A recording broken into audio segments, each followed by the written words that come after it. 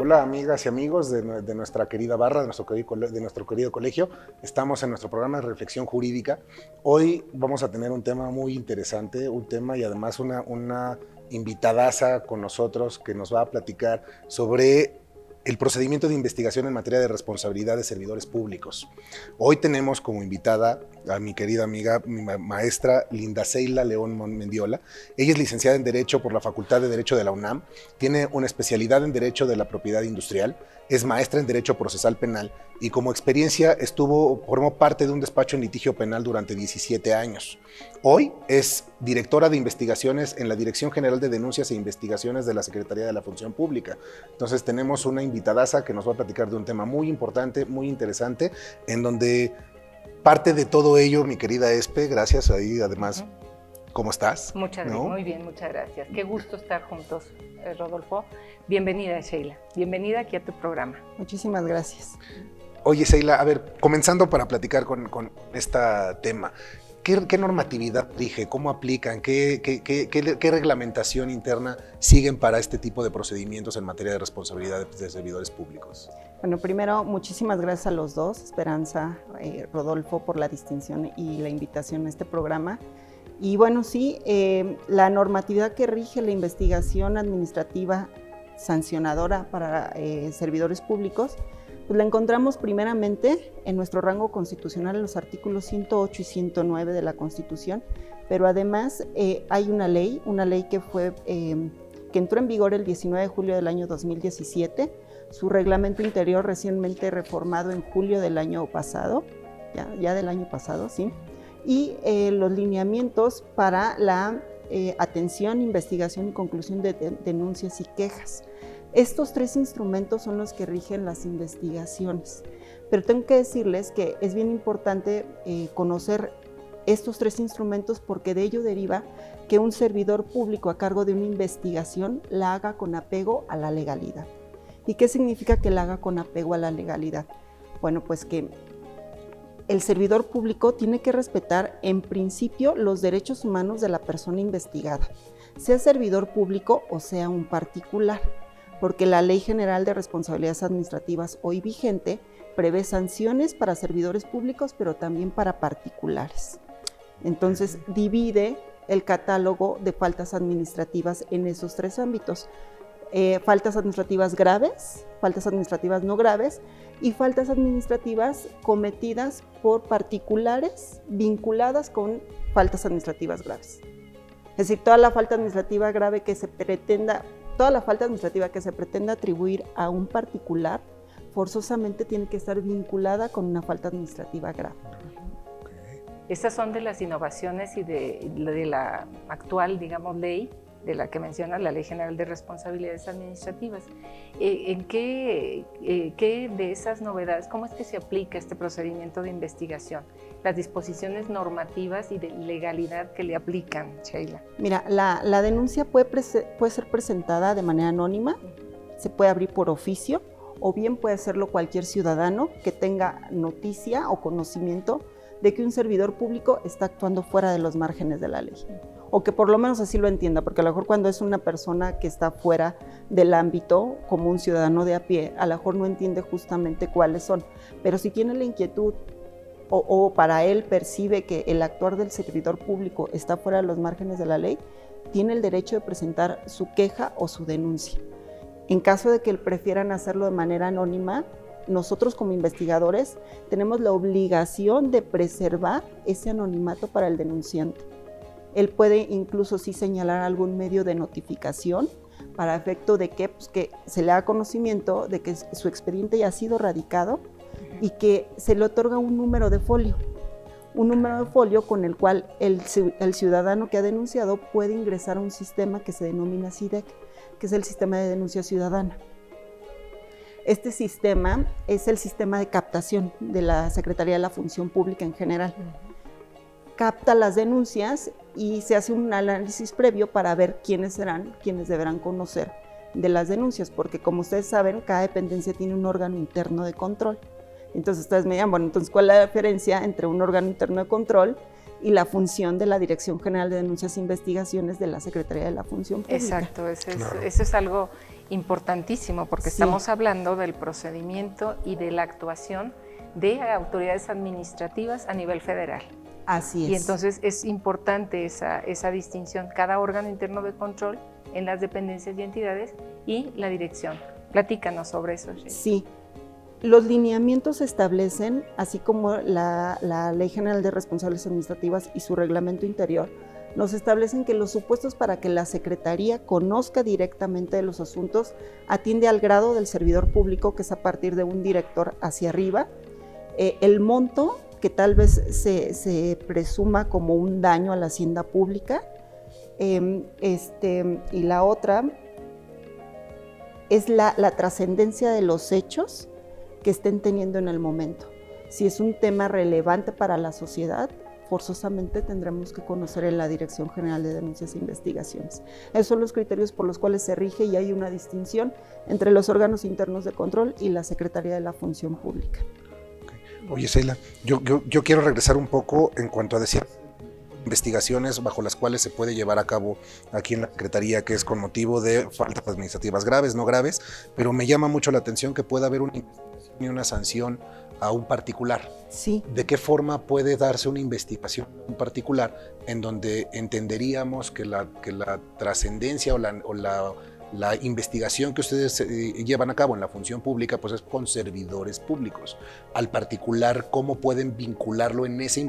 No necesariamente cómo pueden vincularlo, porque obviamente si tiene una relación, pues lo van a relacionar, pero ¿cómo lo van a vincular para efecto de una sanción y un procedimiento contra el particular? Fíjate que es bien importante y bien relevante la pregunta que me estás haciendo, y es una de las novedades incorporadas a esta ley general. Evidentemente, cuando hablas de un procedimiento sancionador de servidores públicos, crees que el enfoque va directamente hacia allá. Sin embargo, entendemos que los servidores públicos o las entidades federativas también celebran contratos con personas físicas. Y es ahí muchas veces cuando puede presentarse la colusión entre el particular y el servidor público. Y estábamos dejando de lado tomar en cuenta cuál es esa importancia o cuáles son los principios incluso por los cuales debe regirse una persona que quiere contratar con las dependencias de la Administración Pública Federal. Entonces, ese es el punto álgido que ha cuidado o que es importante hoy en la ley para que ninguno de los ejes quede descubierto. Se ha sancionado un servidor público o un particular. Pues qué interesante, Sheila. ¿Nos permitirías ir a un corte en un momentito y posteriormente al regresar, siguiendo la tónica de tu pregunta, es un poco hablar sobre ese tipo de supuestos donde pueden entrar empresas? Claro que sí. Por favor. Regresamos en un momento. La Barra Mexicana del Colegio de Abogados se suma al movimiento Un Día Sin Nosotras, convocado para este 9 de marzo de 2020 ante la situación de violencia que enfrentan las mujeres en nuestro país. Enfrentar los retos del deterioro del Estado de Derecho en estos tiempos no es tarea sencilla. Estamos trabajando intensamente en las diversas actividades que nos corresponden. Afortunadamente contamos con una membresía cada vez más unida y participativa.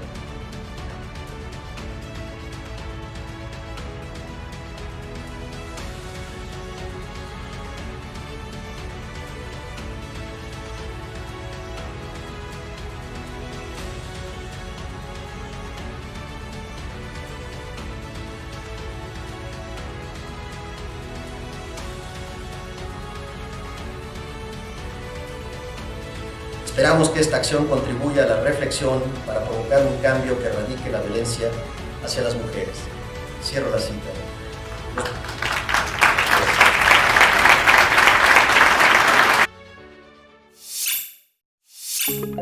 Oye, Sheila, entonces continuando con este tipo de investigaciones, a mí me gustaría, si estás de acuerdo, platícanos un poco sobre las investigaciones que se siguen respecto a las empresas particulares. Mira, tú sabes que ha sido un tema novedoso en la legislación mexicana el tema del compliance. La Ley General de Responsabilidades Administrativas en su artículo 25 prevé cuáles son aquellos elementos con los cuales debe cumplir una empresa para poder ser contratista de una dependencia pública federal.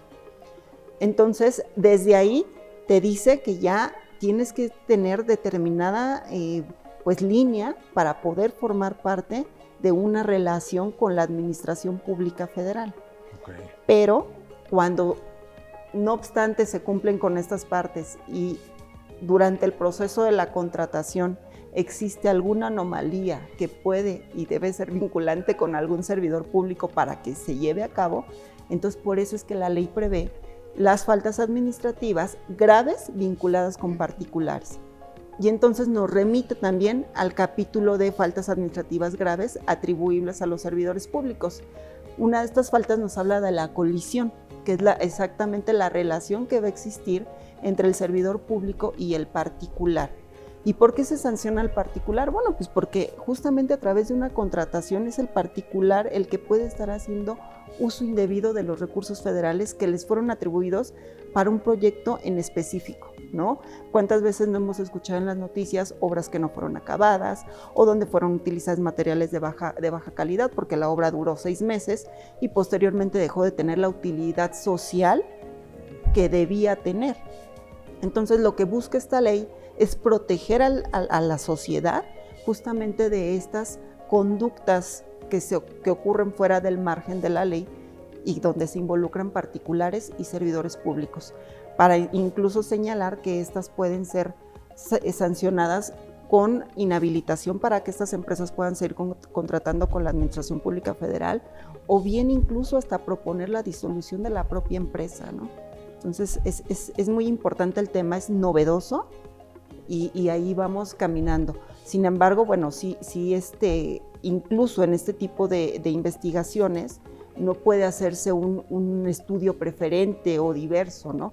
Todas tienen que estar llevadas a cabo con un margen de legalidad y respeto a los derechos humanos de quienes son investigados. Me gustaría, si quieren platicarles un poquito cuál es el procedimiento de la investigación. Precisamente era lo que te quería preguntar. Esa parte administrativa de legalidad, donde va el procedimiento de investigación, tanto con servidores públicos como con empresas, porque ya como nos explicaste, pues está muy vinculado. Si hay una actuación que está para poder relacionar, que está en el supuesto de la ley para poder relacionar a una empresa, pues está vinculada a un servidor público. Así es. ¿Cómo es que funciona? Mira, hace rato les comentaba cómo inicia una denuncia, ¿no? O sea, la captación en el sistema de investigaciones y denuncias que se denomina SIDEC, es el sistema de denuncia ciudadana. Posteriormente, una vez que es canalizada al área correspondiente, nosotros iniciamos una investigación. Esta investigación se lleva en completo sigilo por todo lo que se maneja dentro de ella y la importancia de su trascendencia. Entonces, nosotros empezamos a reunir medios de prueba con los cuales logremos acreditar una responsabilidad o bien no hacerlo. Porque también puede ser que muchas veces no haya los elementos para poder concluir que hay una responsabilidad. Cuando hay la responsabilidad hay que allegarnos de todos esos elementos. Uno de los principios que rigen la investigación es la búsqueda de la verdad material, que es súper importante, ¿no? O sea, no es lo que creemos, no es lo que suponemos, es que se puede demostrar, ¿no? Que es súper importante y que además trasciende con el respeto al principio de presunción de inocencia y la carga de la prueba que nos corresponde a nosotros como investigadores. Entonces, en ese aspecto, debemos ser muy pulcros en la investigación y tener en cuenta el respeto de todos estos principios, porque de nada serviría llegar a concluir una investigación donde supongamos que se puede atribuir una responsabilidad administrativa a un servidor público y en su defensa ante el Tribunal Federal Administrativo, pues no tenga el sustento suficiente por una falta de legalidad. Sería tristísimo que después de encontrar una responsabilidad en un servidor público que merece ser sancionado y que además sirve de ejemplo para evadir o tratar de disminuir que los servidores públicos continúen incurriendo en faltas administrativas, se caiga por una cuestión de legalidad, de una inobservancia a la legalidad. Oye, Cela, a ver, ahí yo me voy por mi formación de materia penal, ¿no? Y desde luego ahorita en la parte administrativa, el procedimiento administrativo que de alguna forma se liga, ¿no? con el procedimiento penal, con principios penales, pensando yo, esto que nos está haciendo y me centro mucho en el particular. ¿Qué sucede si yo particular o la empresa particular dice no me quiero someter al procedimiento de investigación porque tu base es el servidor público? Yo soy particular, principio de legalidad, principio de presunción de inocencia, debido proceso, no me quiero someter a la investigación de la autoridad. ¿Qué me van a responder o cómo me van a responder? Supongo que la respuesta va a ser, te sometes al procedimiento, no es pregunta, ¿no? Pero ¿cómo es ese argumento, esa argumentación como para quitarme la oportunidad de decir, yo no quiero? Pues mira, en principio constitucionalmente también nos define que es el servidor público, ¿no? Y ahí sí no encaja un particular. Sin embargo, también nos dice que todos los que contraten con la Administración Pública Federal serán sujetos de investigación. Y luego nos lo retoma la propia ley general. Entonces, nuestra investigación, al final del día, tú no te vas a enterar como particular que hay una investigación tuya en tu contra hasta que yo no tenga los elementos para concluir que fuiste partícipe en esa falta administrativa. Todo mi procedimiento lo voy a llevar en sigilo y no te vas a enterar porque la garantía de audiencia se va a generar una vez que yo haya concluido mi investigación a través de lo que le denominamos un acuerdo de calificación y un informe de presunta responsabilidad administrativa, que es el informe con el cual se eleva a la autoridad siguiente, que es la substanciadora, que es la que se encarga de llevar el procedimiento y enviar el expediente correspondiente al Tribunal Federal en caso de una falta administrativa grave. Pues qué interesante, porque entonces ya tienes ahí la parte sustancial, digamos, para poder tener los elementos en la investigación. Así es. Ese es el contenido de la parte administrativa. Integrar esa investigación para que pueda derivarse. Así es. Vamos a tener que pasar a un corte, pero continuamos en la línea de lo que tú estabas exponiendo, Rudy. Volvemos en un momento.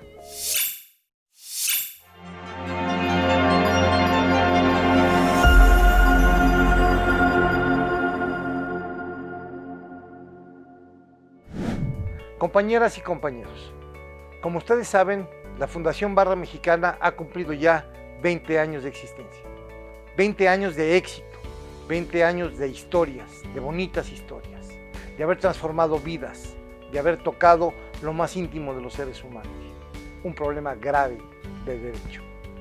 Hemos estado ahí, ustedes y nosotros, para salir adelante. Hace 2 años que la Fundación se independizó financieramente, es decir, ya no está a cargo de la barra. Decidimos que esta orgullosa fundación estuviera a cargo de los barristas. Acudo a ti, porque es tu fundación, para que nos apoyes con un donativo mensual. Es muy sencillo, los formatos están en nuestra página de internet. Hago el llamado a todos mis compañeros hoy para que juntos podamos seguir caminando muchos años más. Muchas gracias.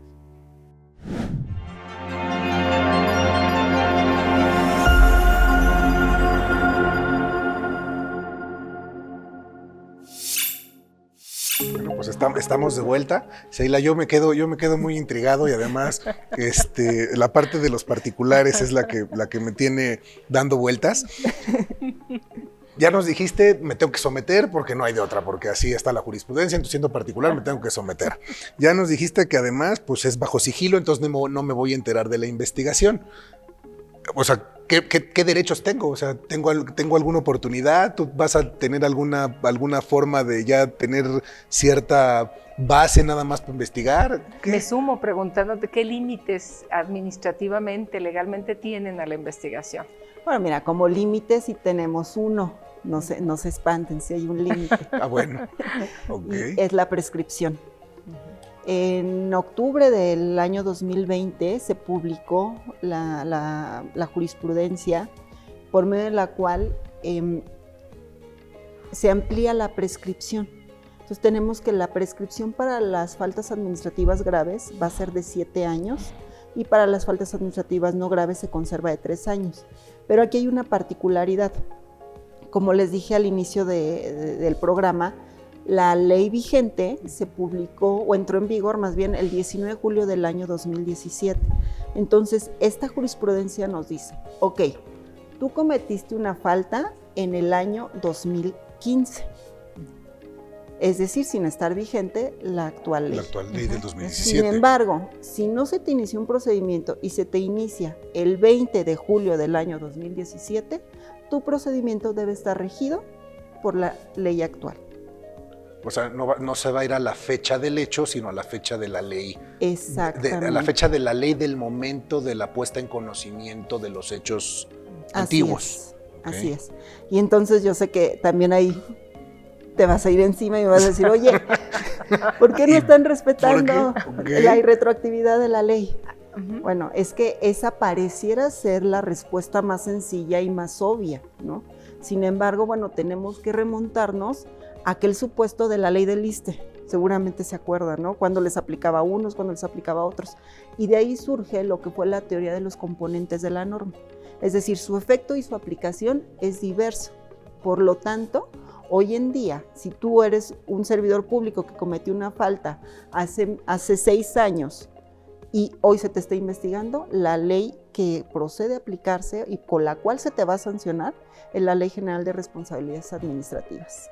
Entonces, también es un importante avance porque, bueno, pues también dejaba a veces fuera, ¿no? Cuando hay cambios de administración, pues dejas fuera a lo mejor aquellas faltas administrativas que pudieron haber cometido servidores públicos de una administración diversa y quedan a salvo, ¿no? Y finalmente, si hubo un daño a la hacienda pública, una afectación a la función pública, pues lo correcto es que sean sancionados, que si de la investigación resulta con todo el respeto a los principios de legalidad, presunción de inocencia, carga probatoria, si después de todo esto resulta que el servidor público cometió una falta administrativa, yo creo que lo procedente, pues aunque hayan pasado 6 años o 7 años, pues es que te sancionen. Y si hoy nos da la ley la oportunidad de hacerlo, pues nuestro deber es ejecutar la ley de esa forma. Un tanto, no conozco la jurisprudencia, pero un tanto nos podría decir, pero esa aplicación de reglas procedimentales. Así es. Que serían distintas estando en el ámbito del derecho administrativo. Qué interesante, un poco para tu tranquilidad, sí.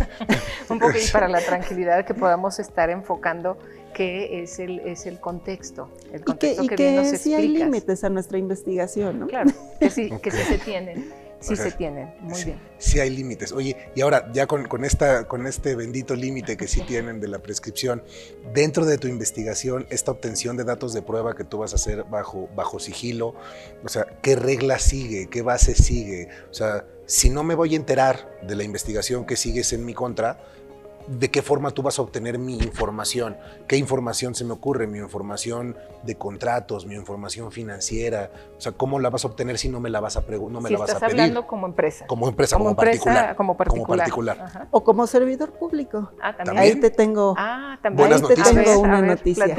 Platícanos. Fíjate que el 109 constitucional señala de manera específica que para las autoridades investigadoras en materia de derecho administrativo sancionador no nos serán oponibles ni el secreto bancario ni el secreto fiscal.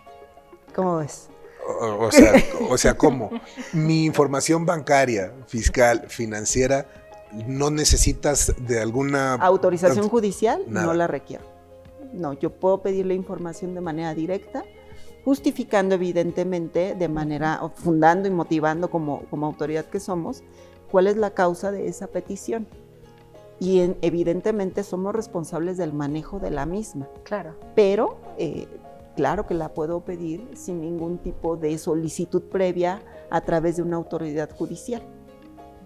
Es que mira, o sea, a lo mejor te espantas porque tú lo ves mucho del tema de los particulares. Pero ¿cuántos servidores públicos no hacen del servicio público una mina de oro? Y ni cuenta te das. Bueno, hay particulares que también hacen del servicio público una mina de oro. También, exactamente. Pero en el tema de los servidores públicos vamos amarrando, ¿no? Porque la Ley General de Responsabilidades ahora también nos obliga a todos a presentar nuestra declaración de intereses y patrimonial y de intereses. Que es todo un logro, eso también, ¿no? es un logro. Y entonces, cuando tú vas llenando tu declaración, tienes que informar respecto de los bienes incluso de tu cónyuge, o tu pues, concubino, o tu pareja, ¿no? Porque ya incluso lo maneja como pareja sentimental. Y ya te dice, o sea, si juntas el patrimonio y el otro, bueno, a lo mejor me cuadra lo que tienes, pero si me dices que tienes, los únicos ingresos que tienes son derivados de tu empleo, encargo o comisión, ¿de dónde sale a lo mejor para que tengas 20 propiedades que no justifican tu ingreso? ¿No? O a lo mejor tienes dependientes. Si tienes dependientes, ¿cómo es posible que generes tanto gasto? Es un punto fundamental en materia administrativa que se integren con todos estos elementos de ley que nos dicen. Así es. Muy claras las distinciones, muy claras esas particularidades para efecto de hacer una conclusión sobre todas estas disposiciones, sobre todo para esta distinción con otros procedimientos, pero para identificarlo como un procedimiento administrativo. Así que es como parte de la administración pública. ¿Cómo nos puedes englobar esas características distintivas, digamos? Pues mira, yo creo que sí, al principio que Rodolfo habló sobre mi reseña, pues él mencionó que yo litigué 17 años en materia penal.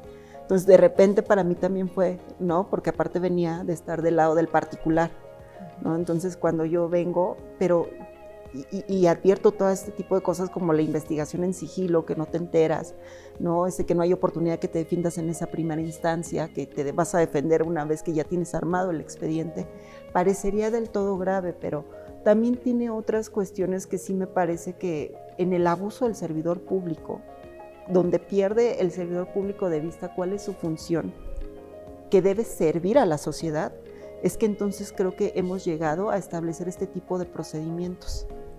Cuando pierdes de vista que tienes que actuar con honradez, con lealtad, con ética, que esos son los principios que deben regir al funcionario público, entonces creo que sí son necesarios este tipo de elementos. Incluso contamos con otra, pues no me gusta decir figura, porque no son una institución jurídica muy parecida también en el área penal, que son las medidas cautelares. Uh-huh.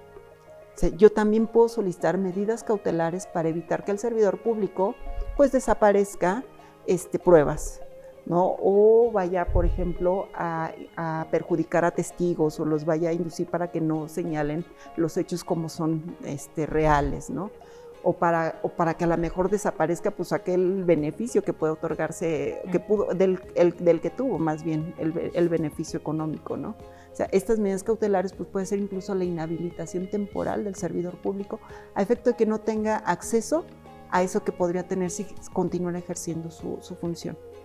Pero se le respeta que tenga un mínimo vital de sobrevivencia, ¿no? Para que no, o sea, la afectación no sea del todo, y en determinado caso si resulta que la falta administrativa no fue acreditable, entonces se le resarce al servidor público y aquello que dejó de percibir se le entrega en el momento en el que se concluye la investigación como un archivo por falta de elementos. Un elemento más de seguridad tanto para quien está libre de toda culpa como para quien sí tiene. Exactamente. Qué interesante, de verdad, Sheila. Muchísimas gracias por tu participación, gracias por ese intercambio y sobre todo por esa interacción. Muchas gracias, Rodolfo, porque Rudy con esa intervención de la parte penal nos deja más claro resaltar la parte administrativa. No. Muchas gracias, Sheila, muchas gracias. No, al contrario, muchas gracias a todos ustedes. Gracias.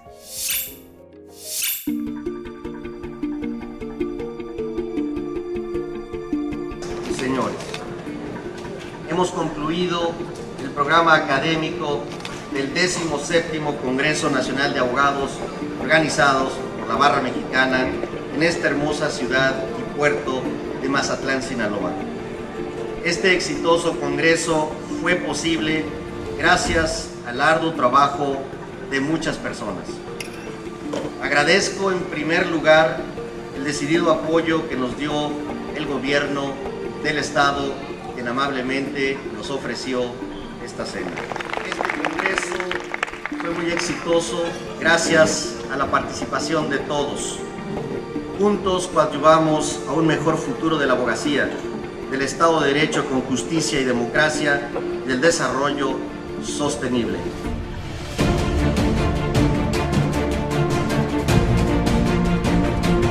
Aprende uno más afuera, Careto, con todas las vivencias.